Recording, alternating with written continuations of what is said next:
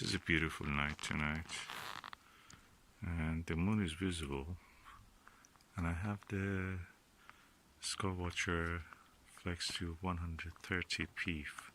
It's a 5-inch telescope reflector, and I'm going to observe the moon, plates, and M42 and some other targets just to see how it is. I will be using Morpheus 14mm, Nirvana 16mm, Butter Plusl 32mm classic Plusl, and a Zoom eyepiece called OVL, which I bought refurbished, £35. Then later I discovered it's £200. That's superior to in quality to what the Butter Hyperion Zoom actually is. I compared it actually. I found that it's really superior, better than that. So let's see how these telescopes perform. Telescope with these eyepieces perform.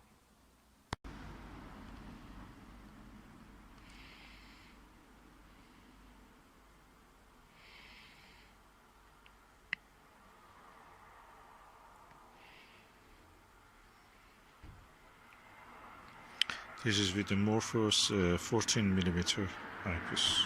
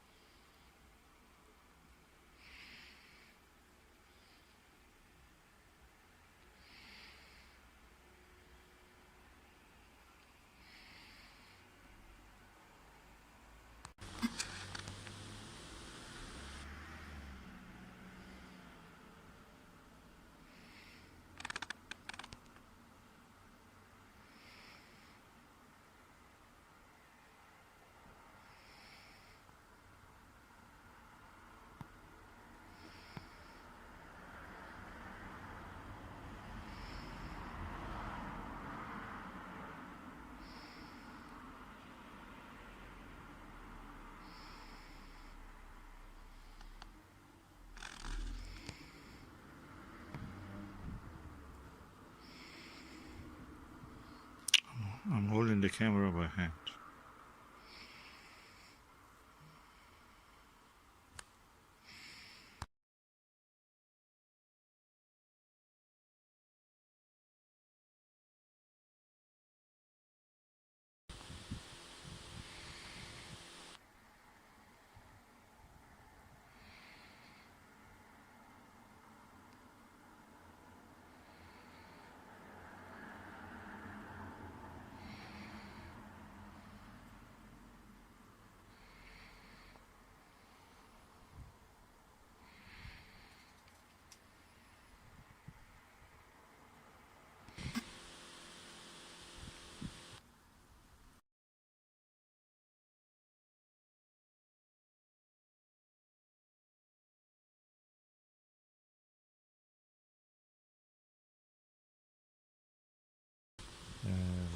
Tonight is one of the first days of the first week of spring, and we can see actually a lot of winter gems in the sky and some of the spring and summer ones if you wait long enough for the summer ones after the midnight. I'm using the Skywatcher Flextube 130p collapsible tube telescope. It's very nice. The only problem is that the position of the eyepiece holder is fixed. You cannot move it for a more convenient position. That's the problem with all the Dobsonian styles. I know there were a few in the past that actually could rotate this part, and it should have been easy. From here you could rotate it if they had ball bearing or something. But anyway, that's a design fault.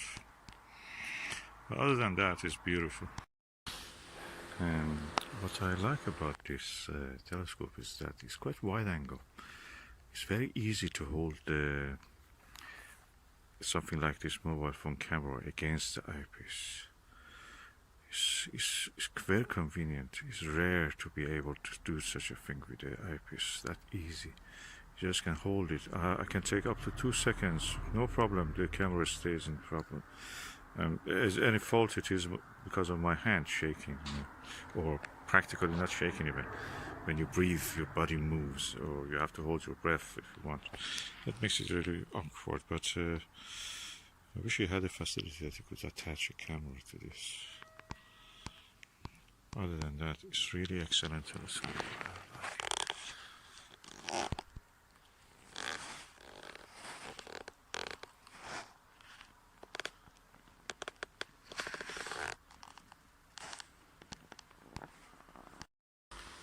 Put the telescope on a table, a tiny table. You can buy it from Astor. We bought it from Astor, I think. It's quite easy to put it there. Doesn't shake much. You can sit and watch it. I wish the eyepiece could be moved, rotate according to the position that you're comfortable, like a star diagonal in a refractor. I'm sure I've seen a telescope like that. Even I've seen a Orion optic telescope, I think in 1980s. That actually, the position of the eyepiece always was stationary, no matter which direction you pointed it. The position was always stationary. And with this telescope, I was using this eyepiece. This is a OVL zoom eyepiece. I bought it for £35, refurbished. But later, when I compared it with the Baader Hyperion zoom eyepiece, I found that this is superior on planets and any other target. And actually the price of it is £200. So it was a bargain. This is the 14mm Morpheus 76 degrees eyepiece, very comfortable. And 32mm Puzzle. This is again Baader. And this is the lovely Skywatcher Nirvana 16mm 82 degrees eyepiece. All of these eyepieces are excellent to look through. Which one I prefer? I prefer this, and this. This one is very good, versatile if you just want to take one eyepiece. But at the lowest magnification, the field of view is not very big. It's around 44 degrees. I prefer these ones. If I had 17 degrees of this, I would be really happy. Or something like 25 degrees for this. But I have a bigger eyepiece than the 82 degrees range, but that makes it quite heavy. So at the moment I think 32mm is the widest angle I can have. Lowest magnification, I should say, actually. With this, and it actually takes the whole plates in the field of view, and a little bit bigger even. So probably, or actually twice the size of the plates. And that's really good. It shows that it's more than actually 2 degrees field of view with this telescope and these eyepieces.